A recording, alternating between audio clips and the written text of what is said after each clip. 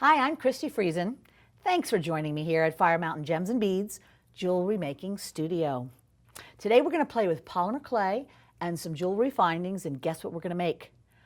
Bohemian Steampunk Pendants. Doesn't that sound fun? What is Bohemian Steampunk, you might say? Well, it is a very technical term that I just made up right this moment, but I'm sure it'll soon be the industry standard as well as you saying it to all of your friends, then we'll all know what it means. What I kind of think it means is it's a bit of that bohemian flavor when you've got scarves and feathers and a bit of this and that and the attitude to go with it, combined with steampunk, which is gears, brass, turn of the century kind of feel to it. So that's Bohemian Steampunk. And this is what we're going to make right here that has that look to it. Are you ready to play with it with me? Polymer clay, yay? Okay, so we're going to use Primo clay for this, but any of the polymer clays you have will work for this project. I'm using Primo Navy and Bronze combined together. Make this kind of a fun little color. It's a darker color. Darker colors will work best for this because we're going to use some mica powder to really pop the impressions that we're going to be using. Speaking of impressions, molds. Molds are fantastic to use with polymer clay, and we're going to use these lovely little metal molds. There's also molds that are made out of silicone, which work fantastic with clay, and you can make your own molds as well, but these are a bunch of little metal ones that are fantastic. All we're going to do is take some of the clay, and I've already pressed this out into a little oval shape. Now, you don't have to make an oval. You could make a circle or a paisley or a weird blob. It doesn't matter to me. Just make some little shape that we can put all of those bits and pieces on. Now, I'm also going to need a way to hang it. What I've got here is this little jump ring. It's a kind of a big flat one that I stole off of this little chain when no one was looking. Any kind of jump ring will work, but something bigger is good.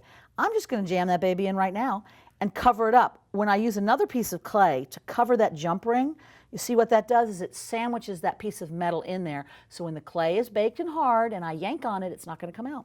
So now we're ready to get creative and use our molds. Molds are very easy to use. All you're going to do is take a little ball of clay of whatever size amuses you, and I'm pre-shaping this so that I can just flatten and smash that right into the mold. So see how I've kind of smashed that? And it's sticking up just a little, so I've got something to peel and release that mold there. If you find your clay sticks to one of the molds you're using, you can use a little spritz of water that'll help release that out of there rather easily. These, if you just press and pull, you're good to go. All right, so now let's assemble. There isn't any right or wrong way to do this.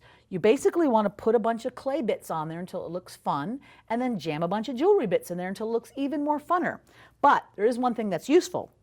I'm going to jam a little bit of these jewelry bits in first, so like the jump ring, I can cover them with clay and they'll stay put nicely. These are a bunch of just different findings that I had lying around the house, which I'm sure you might too, but there's also a whole wad of these interesting antique-y finished ones here at firemountaingems.com. So you'll want to be looking after this off in the filigree section to see what you can find. Okay, I've got those impressed, and what I'll do is use some of those molds that I've already made to kind of cover up what we've got going on. If you have liquid clay, you can put a little blob of liquid clay first and then put your little molded piece right on. What this does is it allows you to press the clay on, but not so squishily that you mush all of the design. We don't want the design to be mushed. All right, you can even make like a longer one. So here I've got a snake, and I'm going to take one of these molds that looks like a strip of something and make a longer impression out of that. And see, looky there.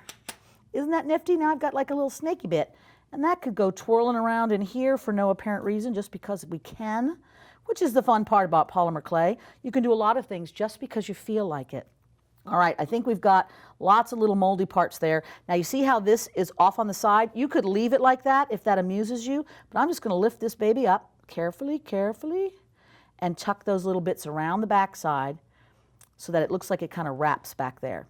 Okay, so now we've made this fun little hodgepodge of impressions. Let's pop it, because frankly right now you've got a bunch of blue things and other blue things. It's kind of hard to tell what's going on. So we're going to use mica.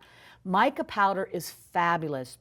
It is a great way to add shine and shimmer to your polymer clay. It goes directly onto the surface of raw clay, bakes right in. I'm just going to use the lid here so I don't have to have this big container of it, but what I'm doing is I'm putting some on my finger, and I'm making my finger into kind of like a little squeegee or a little, well, squeegee, and I'm just going to pop the surface of that and see how that just picks up the highlight. Doesn't that look awesome?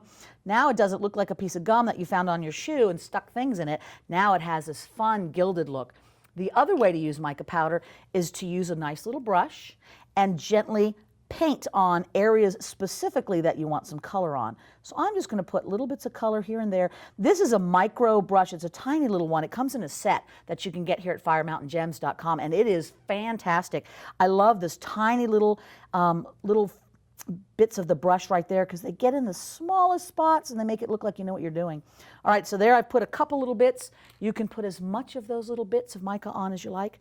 Now the last little thing, let's add 1 or 2 little steampunk gear here, little bit of a head pin there to make the design really pop. Head pins are terrific because you can just cut them and stick them in. I always try whenever I'm inserting a bead into clay to put a little hook on the end of the head pin with my pliers, but on something where you're just using the head pin only, it's such a small item that you can embed it right straight in and shouldn't have any trouble. All I'm doing on this is I'm pushing that head pin in just to make a fun little design pattern. And like I said, after you're all done, if anything doesn't feel like it's grabbing in as much as you want, you can use a little bit of glue to make it stay put. So there's some little fun things there. You could stack a few little bits and pieces, and I'm going to trim this. And now I'll bend the hook because I'm trying to make some more details stay on there, which are a little heavier than just the head pin by itself. All right, so these are like little chain links. I'm going to stick those suckers right in here and fan them out just a little bit. So we've got some fun little design there. And for the finishing touch, a few steampunk ears. These get to be just pressed in and again glued on after the fact because they have a little stem on them, but that stem is too brittle to bend. It looks better if it's just pushed in there and glued on afterwards. Okay, so now what you have is an eclectic mix of gears, jewelry findings, with that little fun pop powder to make those impressed designs really stand out. Very steampunk bohemian, wouldn't you say? And of course, as you know, all of these molds, the tools that we've used, the brush, the mica, oh gosh, the polymer clay, more videos on how to make other things from polymer clay, books, you name it, they have it right here, firemountaingems.com. So I'm glad you joined me for this fun little project. Go home, make some more, wear it, and talk up that whole bohemian steampunk look, baby.